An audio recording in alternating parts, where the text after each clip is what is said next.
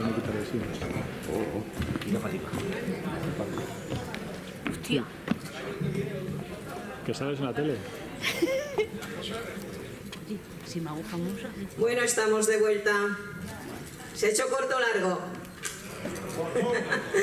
Bueno. Bueno, ahí tengo ganas de hablar un poquito antes de que nuestro grupo empiece. Una de las cosas que más me gusta de Zaragoza es su riqueza cultural, los grandes monumentos que tiene.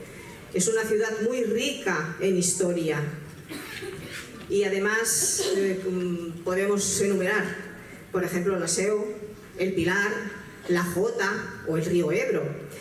Pero es que además Zaragoza es cuna de Goya, uno de los artistas más influyentes de la historia. Hoy nuestro grupo de canto nos va a deleitar con una jota dedicada a este río tan preciado como es nuestro río Ebro. Con todos vosotros y vosotras, la jota, el Ebro es río señorial. Un aplauso, por favor.